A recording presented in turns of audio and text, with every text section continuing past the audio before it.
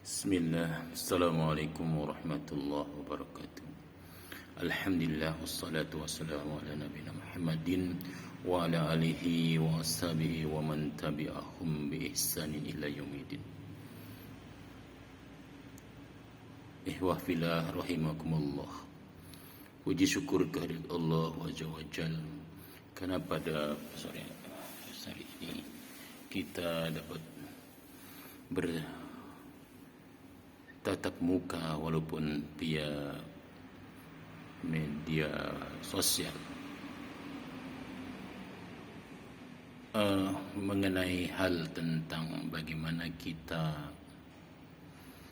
menutup aib, sebagaimana orang-orang tidak terlepas dari satu aib atau nista, tapi Allah Subhanahu wa taala senantiasa menutup aib hamba-hambanya, sekalipun hamba itu melakukan sebuah kenistaan atau kehinaan, tapi Allah senantiasa menutup aib tersebut. Tapi ketika aib kita dilihat oleh orang lain, maka orang itu tidak segan-segan membukanya. Bahkan sebuah berita yang bagus tentang adanya aib tersebut. Bahkan upaya untuk menutup aib itu, ada sebuah harga yang harus dibayar, baik yang sifatnya materi maupun immateri. Sebagaimana ada satu kisah cerita, seseorang melakukan sebuah kehinaan atau sebuah kemaksiatan, dan orang tersebut adalah orang yang dianggap menjadi idola atau seorang tokoh.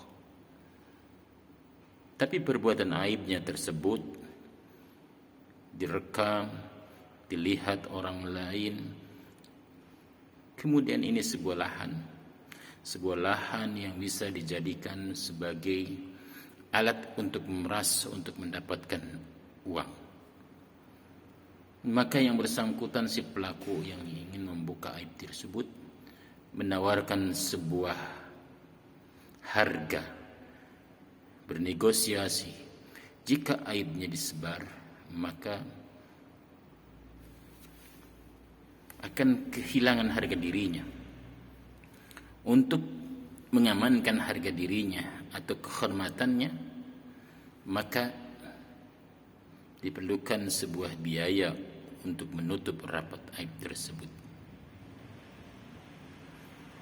Maka terjadilah negosiasi, dan begitu besar harga yang harus dibayar, harga yang harus ditebus. Nah, itulah manusia. Pada dasarnya manusia senang dengan aib-aib orang lain. Tapi bagi Allah tentu tidak. Allah selalu menyayangi umatnya, baik yang bermaksiat maupun yang bertakwa. Inilah sebutan Ar-Rahman. Seandainya aib kita dibukakan oleh Allah setiap saat, mungkin tak ada lagi setitik kehormatan pada diri manusia. Bahkan Allah mengampuni aib atau dosa-dosa yang telah diperbuat oleh si pelaku. Di siang hari dia bermaksiat, di malam hari dia bermunajat untuk bertobat, maka Allah mengampuni aib dan dosanya. Bahkan Allah menutup rapat aib-aib tersebut tanpa ada biaya, tanpa ada negosiasi. Hanya kita meminta pada, baik yang diminta maupun tidak. Allah senantiasa menutup rapat aib seorang hambanya. Tidak ada sedikit pun yang terlewat, baik amal soleh maupun kemaksiatan, tentu dalam pantauan Allah Azza wa Jalla. Maka dalam kesempatan ini saya mengajak agar senantiasa kita berbuat baik, beramal soleh, baik dalam kesendirian maupun di keramaian.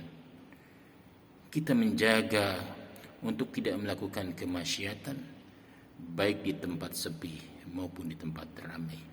Karena Allah Maha melihat, Allah Maha mendengar, tiada ada yang luput dari pantauan kamera Allah ketika kita melakukan kebaikan maupun keburukan.